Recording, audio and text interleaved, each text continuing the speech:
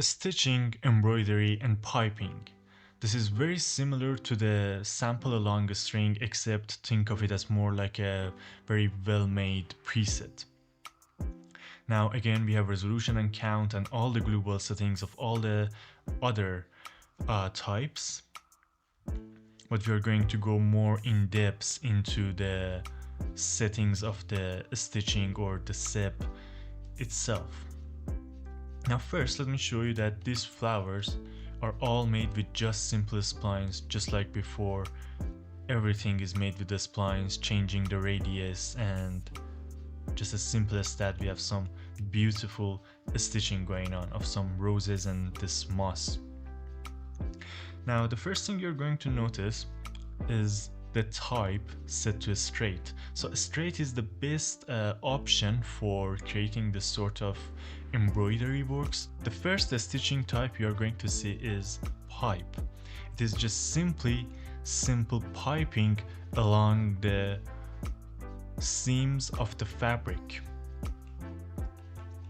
For example, if I go to the UV preview, you can see they are simple piping along these edges, and they are generated perfectly as piping. It's also going to have perfect UV, so you could simply texture them as well. The next type we are going to discuss is basic. Basic is going to take a selection, the upper selection and the lower selection to create this sort of simple basic stitching. Now if we increase the resolution and count, for example 0.001, you can see that we have a much better looking stitching, or we could even increase this further, and as you can see, it's going to look like that. We could change the upper selection to, for example, 6, and we have now longer stitches. Then we can also duplicate these, for example duplicate it to 2, and let's set the offset to 3, and as you can see, we have now double stitches going on here. We could also do selection method per spline to make sure we have perfect parallel stitching going on. Now we have upper offset, which is the offset of the upper parts based on the fabric, and then we have lower offset, which is the offset of the lower parts based on the fabric. Then we have upper radius, which is the radius of the upper part, and then we have lower radius, which is the radius of the lower parts. Then we have a string type. Right now it's set to single string. We can do multi-strand, and then if we zoom in, let's also go to viewport shading so it's more visible. As you can see, it's made of, I can't really zoom in any further. Okay, as you can see, it's made of these multiple strands, and we can tilt them to make them look more like this rope shape than some simple strands. Then we have offset, which is the global offset of them. We have radius, which is the radius. We have a smooth string, which makes sure our strands are smoother. And we have reset normals. In some cases, resetting the normals can help you generate better shapes. And we have fill caps, which is simply going to fill the caps of the strings. The next one is called a straight. Now a straight is the one that we have used to create the embroideries, but it can be used very similarly to the basic type. It's also faster because it's using instances instead of an entire spline. So let's increase the string width to say 0.001, and let's also change the string rotation to 90. Let's decrease the resolution, increase the resolution to 0.001, or actually 4. And as you can see, we have the same stitches. The only difference is that they are instances, so it's much faster and much simpler to work with. You have randomized widths, which is going to randomize the widths or the widths of them. We have upper offset, which is the offset of the upper parts. Lower offset, again the same exact settings We have something called deform to surface, which helps you make sure what you see in the 2D view is also happening in the 3D view.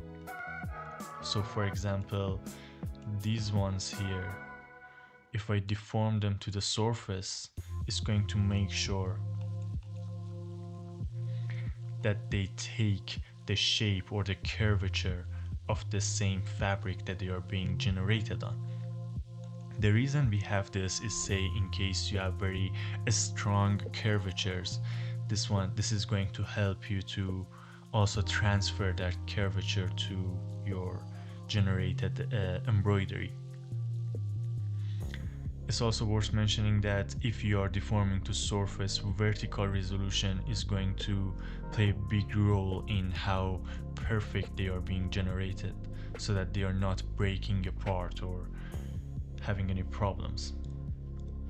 The next one is cross and herringbone, and not on this one. The next one is called cross and herringbone, which is simply going to generate cross stitches. Again, we have widths, we could change the widths of them. We have vertical resolution, we have deform to surface, all the same settings that we had before. Then we have cross rotation, which is the rotation of these crosses. We have upper offset and lower offset, and we have randomized widths just like before.